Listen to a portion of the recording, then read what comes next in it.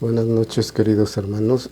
Es un placer saludarlos y un gusto que estén con nosotros una noche más para estudiar y escudriñar la palabra de Dios, las Sagradas Escrituras. Sin más, empezamos con nuestro estudio del día de hoy. El texto base es Mateo 6, 14 y 15.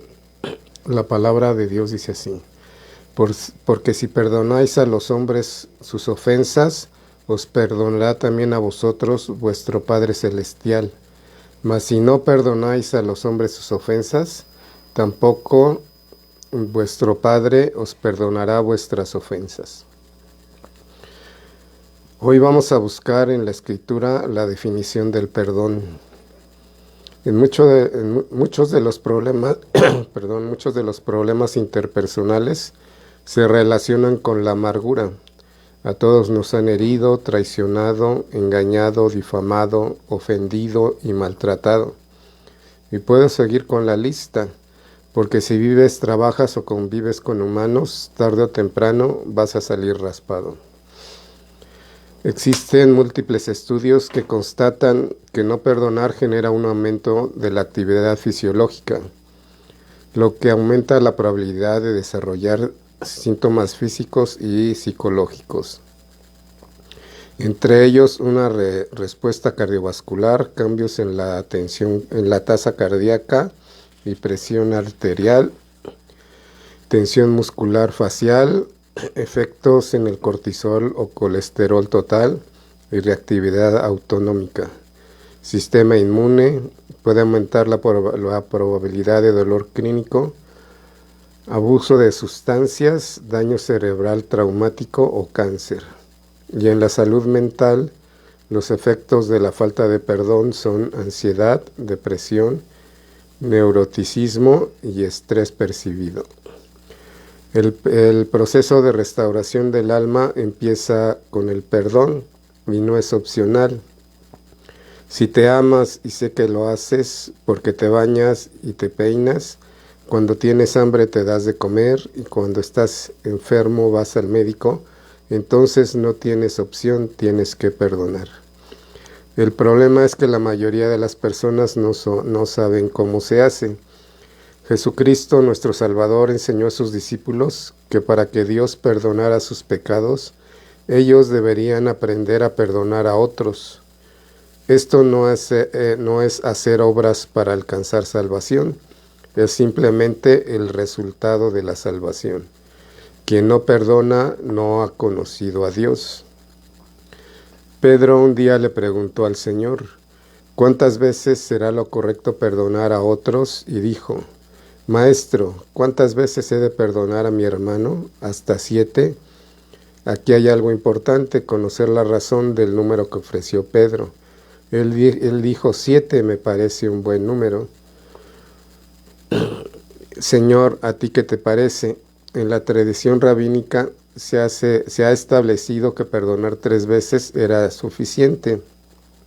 Eso está registrado en el Talmud, que es el libro donde están escritas las leyes judías y sus comentarios. Entonces aquí está registrado que ese era el pensamiento hasta el día de hoy de cuántas veces es justo perdonar. En este libro, en la sección Yoma 87a-13, dice el rabino Yosei Bar Hanina: cualquiera que pida perdón a su amigo no debe de pedir más de 3 veces. Como se dice, por favor, perdone la transgresión de sus hermanos y a su pecado. Sigue el texto y termina: y ahora, por favor, perdone. El texto usa la palabra por favor 3 veces, lo que muestra que uno no necesita pedir más de 3 veces perdón, después de lo cual el amigo insultado debe apaciguarse y perdonar. Pedro, considerando esto, pensó: si los maestros de la ley dicen que 3 veces es lo máximo que debemos perdonar, entonces, si yo quiero ser más justo, digamos que el doble más 1 debería ser suficiente. Y la respuesta de Jesús fue: no te digo hasta 7, sino aún hasta 70 veces 7. Mateo 18:22. Esto podría ser interpretado como 70 por 7, es decir, 490 veces, que son bastantes. Pero en realidad esto quiere decir 7 a la 70 potencia, que este es un número imposible de contar. Antes de entender por qué esta respuesta del Mesías, que además está en el mismo pasaje, vamos a explicar lo que no es el perdón. Perdonar no significa olvidar la ofensa. Sería maravilloso que fuera tan sencillo borrar de nuestra memoria el pasado. Pero la verdad es que después de perdonar se requiere tiempo para que los recuerdos se desvanezcan o dejen de doler. Tampoco significa permitir que nos sigan ofendiendo.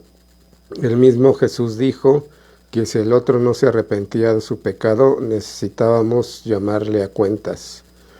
Perdonar a alguien y reconciliarse son cosas diferentes. No tienes que tolerar que pequen o abusen de ti, pero no debes guardar rencor. En Mateo 18, del 15 al 20 nos dice: por lo tanto, si tu hermano peca contra ti, ve y repréndelo estando él y tú solos. Si te oyere, has ganado a tu hermano, mas si no te oyere, toma aún contigo 1 o 2, para que en boca de 2 o 3 testigos conste toda palabra. Si no los oyere a ellos, dilo a la iglesia, y si no oyere a la iglesia, tenle por gentil y publicano. De cierto os digo que todo lo que atéis en la tierra será atado en el cielo, y todo lo que desatéis en la tierra será desatado en el cielo. Otra vez os digo que si 2 de vosotros se pusieran de acuerdo en la tierra acerca de cualquier cosa que pidieran, les será hecho por mi Padre que está en los cielos. Porque donde están 2 o 3 congregados en mi nombre, ahí estoy yo en medio de ellos. Para que haya reconciliación se requiere de ambas partes, pero para perdonar solo se requiere la decisión del más prudente. Por cierto que el hebraísmo atar y desatar está en el contexto de perdonar. Jesús dijo: yo también te digo que tú eres Pedro, y sobre esta roca edificaré mi iglesia, y las puertas del Hade no prevalecerán contra ella. Y a ti te daré las llaves del reino de los cielos, y todo lo que atares en la tierra será atado en los cielos, y todo lo que desatares en la tierra será desatado en los cielos. Mateo 16, versículos 18 y 19. Hay cristianos que atan y desatan cosas. Obviamente no entienden lo que el Mesías estaba diciendo a Pedro. Atar y desatar es una frase que Jesús usa más de una vez, y si revisamos cuándo lo hace, podemos armonizar este semitismo en particular. Por tanto, si tu hermano peca contra ti, ve y repréndele estando tú y él solos. Si te oyere, has ganado a tu hermano. Mas si no te oyere, toma contigo 1 o 2, para que en boca de 2 o 3, testigos conste toda palabra. Si no los oyere a ellos, dilo a la iglesia, y si no oyere a la iglesia, tenlo por gentil y publicano. De cierto os digo que todo lo que atéis en la tierra será atado en el cielo, y todo lo que desatéis en la tierra será desatado en el cielo. Si estudiamos la Biblia en contexto, entenderemos que Jesús se refería a pecados. Esto es confirmado cuando leemos Juan 20:23. A quienes remitiréis los pecados, les son remitidos, y a quienes se los retuvieres, les son retenidos.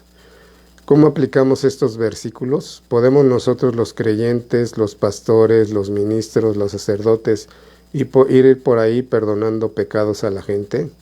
La respuesta es no. Nosotros solo podemos declarar lo que la Biblia dice sobre aquellos que se arrepienten y se apartan de su pecado.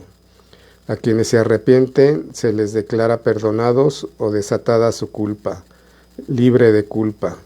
A quien no se arrepiente se le declara no perdonado, por lo tanto atado como pecador, como gentil o publicano. El contexto es la disciplina y la corrección en la congregación, y por supuesto este pasaje no sustenta ninguna doctrina que promueva andar por la vida atando y desatando demonios. Atar y desatar es un hebraísmo que tiene que ver con autoridad, pero esta autoridad está sustentada en la instrucción de Dios, porque nadie puede quitarle o añadirle nada a la Escritura o estaría incurriendo en pecado. Deuteronomio 4:2. No añadiréis a la palabra que yo os mando, ni disminuiréis de ella, para que guardéis los mandamientos de Jehová vuestro Dios que yo os ordeno. Deuteronomio 4:4. Mas vosotros que seguisteis a Jehová vuestro Dios, todos estáis vivos hoy. Mirad, yo os he enseñado estatutos y decretos, como Jehová mi Dios me mandó, para que hagáis así en medio de la tierra en la cual entraréis para tomar posesión de ella. Deuteronomio 6:2. Para que temas a Jehová tu Dios, guardando todos sus estatutos y mandamientos que yo te mando, tú, tu hijo y el hijo de tu hijo, todos los días de tu vida, para que tus días sean prolongados. Y Apocalipsis 22:19. Y si alguno quitara de las palabras del libro de esta profecía, Dios quitará su parte del libro de la vida y de la santa ciudad y de las cosas que están escritas en este libro. Cuando reprendemos a alguien, lo hacemos bajo la autoridad de la palabra de Dios, no en nuestras opiniones o reglamentos personales. La ley nos dice lo que es pecado, Romanos 7:7. Perdón. Cuando el maestro le dice a Pedro que él tiene las llaves del reino, no le está dando las llaves de la puerta del cielo. Necesitamos armonizar esta frase con el resto de la escritura. Si buscamos, vamos a encontrar un tesoro en Apocalipsis 3:7. Escribe al ángel de la iglesia de Filadelfia. Esto dice el santo, el verdadero, el que tiene la llave de David, el que abre y ninguno cierra, y cierra y ninguno abre. Y en Amós 9:11 leemos: En aquel día yo levantaré el tabernáculo caído de David, y cerraré sus portillos, y levantaré sus ruinas, y edificaré como en el tiempo pasado. Y en Hechos 15:16-18 nos dice: Después de esto volveré y reedificaré el tabernáculo de David que está caído, y repararé sus ruinas, y lo volveré a levantar, para que el resto de los hombres busque al Señor, y todos los gentiles sobre los cuales es invocado mi nombre. Dice el Señor, que hace conocer todo esto desde tiempos antiguos.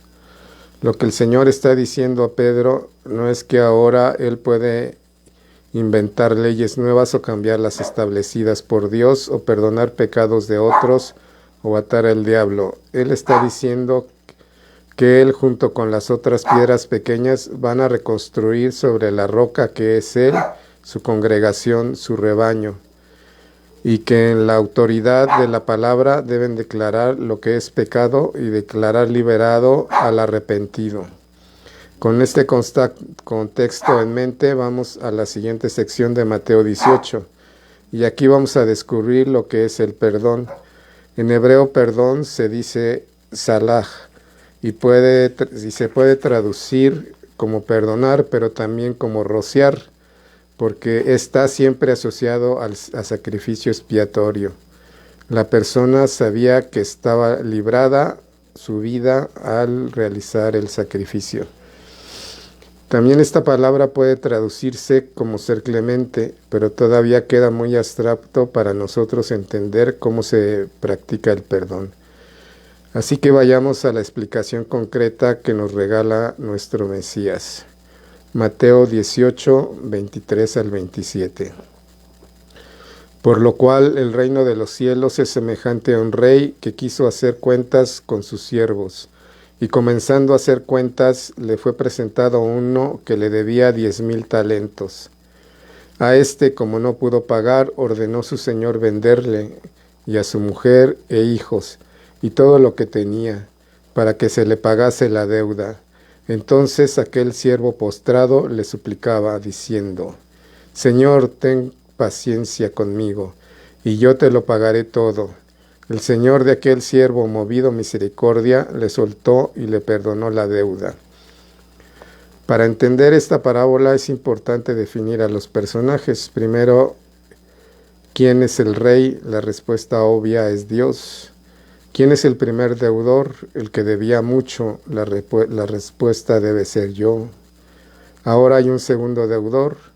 ¿Quién es este segundo deudor? La historia nos sigue contando que este hombre se encontró con un siervo como él, y entonces cuando se le encontró, este siervo le debía 100 denarios. Un denario es el salario de un día, y este debía 100 días de trabajo. No es una deuda extravagante, es posible de pagar, pero entonces cuando le vio le tomó por el cuello y le dijo: Págame lo que me debes.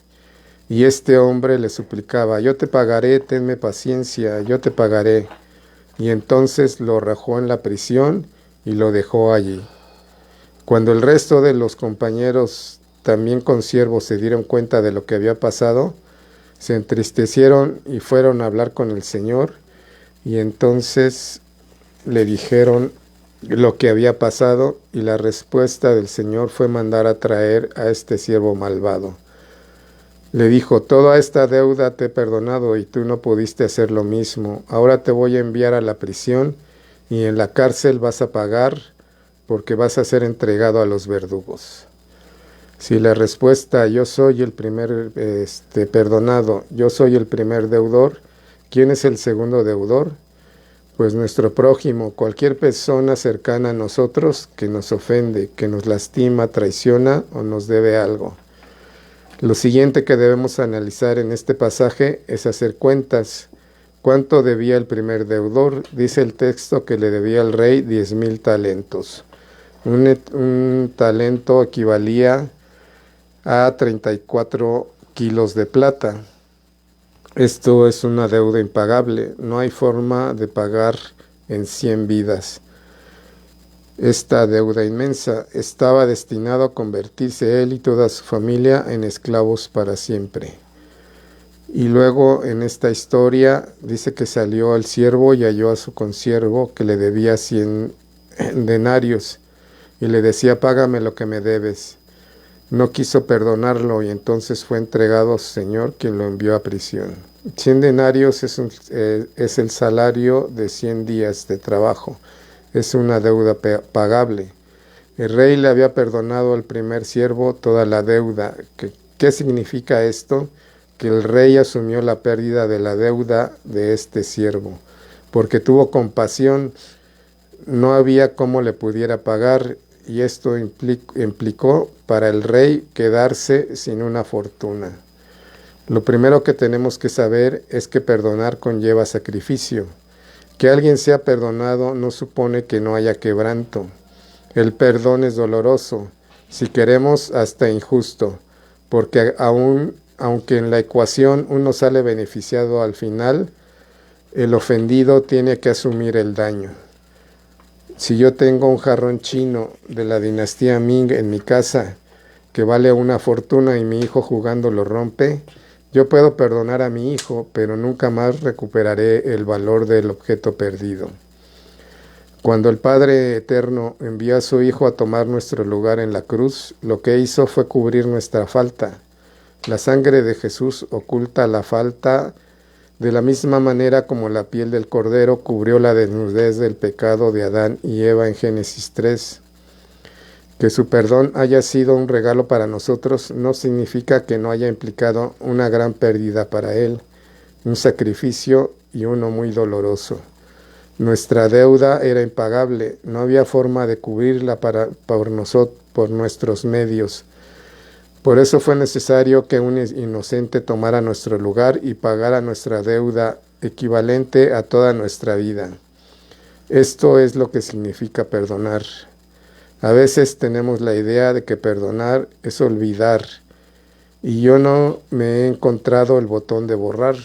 Perdonar tampoco es dejar de sentir. Quizás llegue el punto en el que ya no sintamos dolor, pero no implica que debemos dejar de sentir.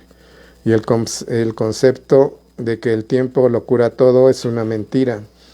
Conozco a personas amargadas de 85 años sufriendo por las heridas de su infancia. Así que el tiempo no cura nada, por lo general lo empeora. Cuando el gran Yo Soy envió a Jesús a morir en la cruz, Él tomó nuestro lugar, Él asumió nuestra deuda y la pagó por completo en el madero. Para Él el costo fue muy alto. Recibir el perdón de nuestros pecados es un regalo para nosotros, pero nuestra deuda era impagable, porque la paga del pecado es muerte. Romanos 3:23 y Romanos 6:23. Nosotros merecíamos morir y estar separados del Creador eternamente. Jesús se entregó como sustituto. Si mi deuda hubiera sido 15 años de prisión, habiendo cumplido mi sentencia, mi culpa estaría saldada y saldría justificado y no tendría nada más que hacer. Pero mi condena era la muerte. No hay forma de pagar mi deuda más que muriendo. El mismo juez que hizo la ley, quien emitió el juicio, que me encontró culpable, que dictó la sentencia, se bajó del estrado y tomó mi lugar. Eso es perdón. Jesús espera que nosotros perdonemos a los demás sus pecados contra nosotros, así como Él ha perdonado los nuestros. La parábola dice que el rey fue movido a misericordia. Cuando se habla de la misericordia de Jehová, se refiere al perdón que el Todopoderoso otorga como resultado del arrepentimiento sincero. El recibir el perdón del Padre implica que demos la espalda al pecado y cambiamos la dirección de nuestras vidas y escojamos vivir de acuerdo a su palabra. Para poder recibir el perdón debemos saber cuál ha sido nuestra transgresión. ¿Y cómo sabemos qué es eso? La Escritura nos dice, el pecado es infracción de la ley. Primera de Juan 3:4. El perdón no es un sentimiento, es una decisión voluntaria de cancelar la deuda de los que nos deben. No significa que los autoricemos para seguir lastimándonos, pero implica la decisión de no permitirles seguir ocupando nuestra mente y corazón para amargarnos. ¿Qué sucede si decido no perdonar a mi hermano, a mi prójimo, al que es como yo, que peca contra mí? Si decido retenerle la deuda y no cancelársela.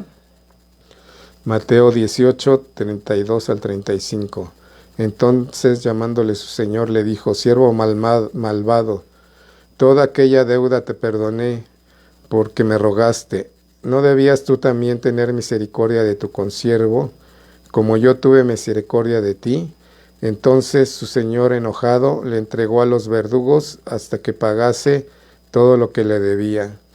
Así también mi Padre Celestial hará con vosotros, si no perdonáis de todo corazón cada uno a su hermano sus ofensas.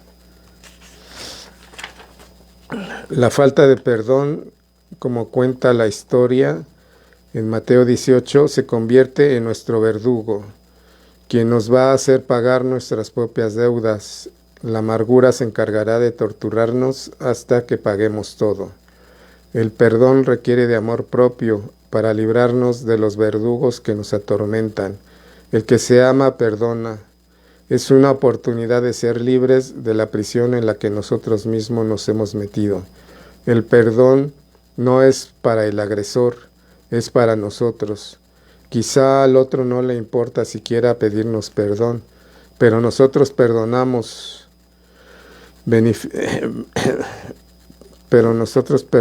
beneficiándonos de cancelar esa deuda. Así que en pocas palabras, lo que significa el perdón, de acuerdo a esta historia, es cancelar la deuda. Eso implica no cobrarle al otro lo que de hecho no puede pagar, porque no hay forma de regresar el tiempo y deshacer lo que hizo. Perdonar implica no buscar venganza. También debes saber que el perdón no es garantía de reconciliación.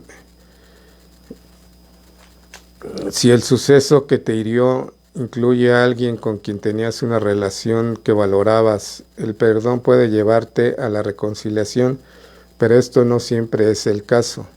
La reconciliación puede ser imposible si la persona que te ofendió ha muerto, o no quiere comunicarse contigo, o no se arrepiente de lo que hizo. En otros casos, la reconciliación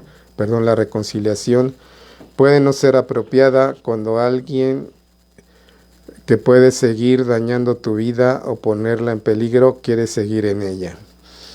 Pero perdonar es posible aunque la reconciliación no lo sea. Muchas personas perdonan esperando que el ofensor cambie, pero debes saber que conseguir que otra persona cambie sus acciones, comportamientos o palabras no es la idea cuando perdonamos. Piensa en el perdón más desde el punto de vista de cómo puede cambiar tu vida al traerte paz, sanidad espiritual y libertad de la esclavitud de la amargura. Perdonar puede quitar el poder que la otra persona sigue teniendo en tu vida para dañarte. Finalmente, ¿qué pasa si yo soy quien necesita ser perdonado? Quizá hoy te des cuenta que tienes una deuda enorme con Dios porque quebrantaste su ley, y pecado es transgresión de la ley de Dios, de sus instrucciones. Jesús dijo: id pues y aprender lo que significa misericordia quiero y no sacrificio, porque no he venido a llamar a justos sino a pecadores al arrepentimiento. Mateo 9:13. El primer paso para recibir el perdón de Dios es el arrepentimiento. En hebreo se dice teshuvá, y eso significa volver a Dios, y esto es dejar de hacer lo que estábamos haciendo para regresar a su senda. El arrepentimiento no es tristeza, porque los pecados solamente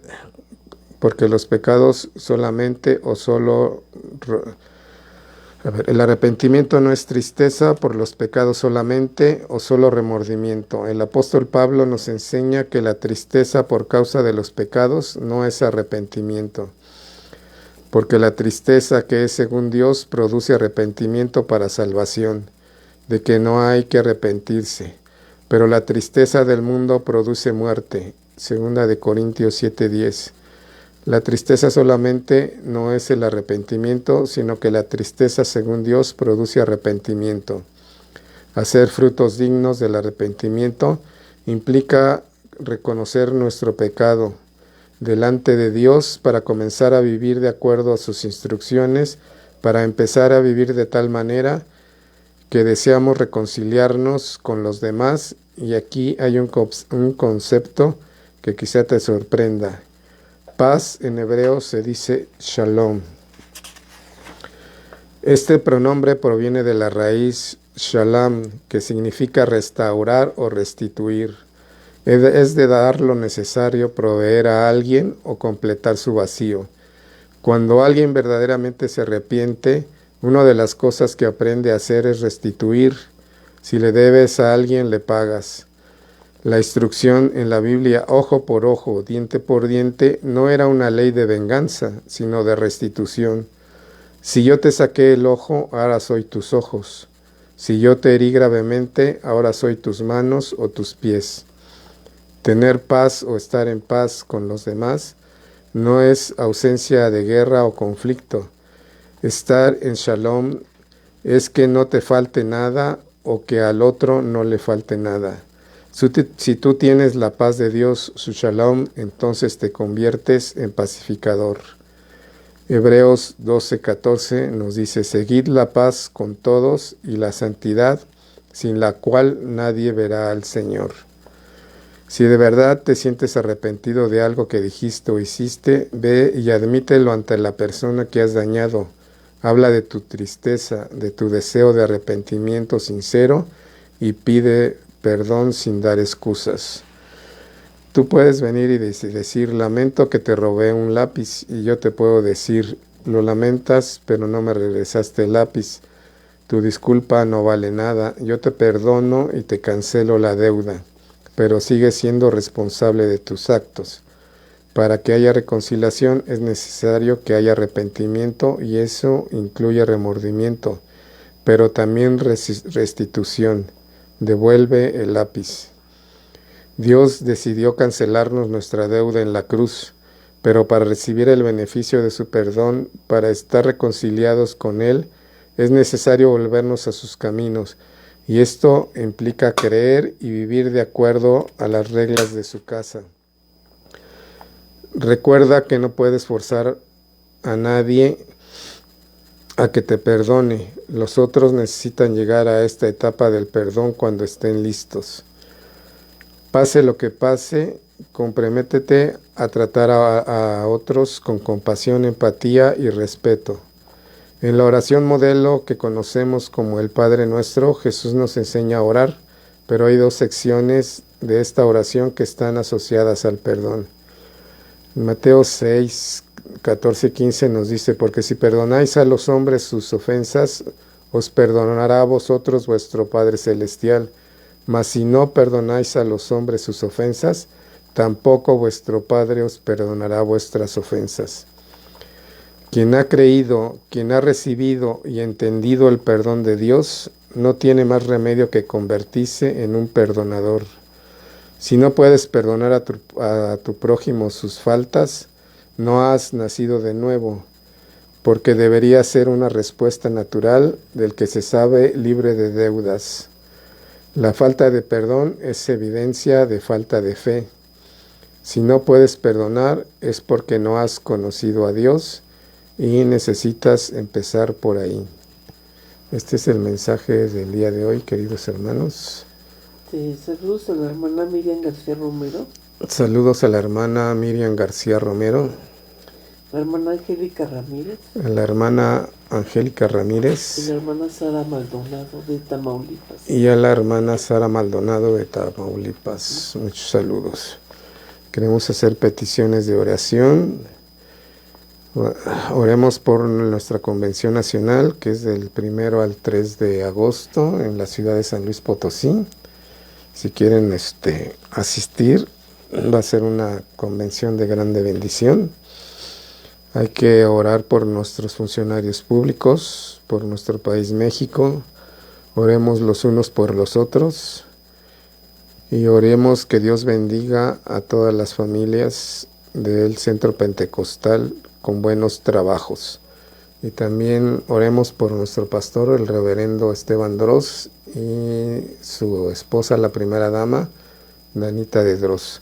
Y también hay que orar para que Dios toque el corazón y la mente de Donald Trump y no esté hostigando tanto a los migrantes, que se dé la cuenta del valor que tienen tanto en la economía, la cultura y en la sociedad de Estados Unidos.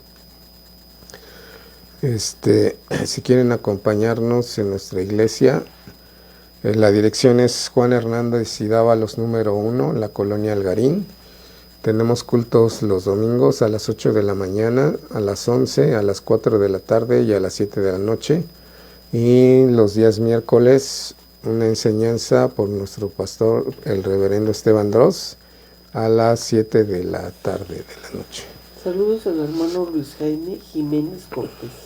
Saludo al hermano Luis Jaime Hernández, nuestro hermano Luis Jaime Jiménez Cortés. Pues reciban bendiciones, hermanos, y que toda la semana estén llenos de la presencia de Dios, que todo lo que hagan sea para la obra de nuestro Señor Jesucristo, que todo sea para de todo lo que hagan sea de bendición, y todo lo que piensen, digan y hagan sus manos sea para glorificar el nombre de nuestro Señor Jesucristo. Reciban bendiciones y saludos, y los esperamos la próxima semana para seguir estudiando las Escrituras y escudriñándolas. Gracias, buena noche.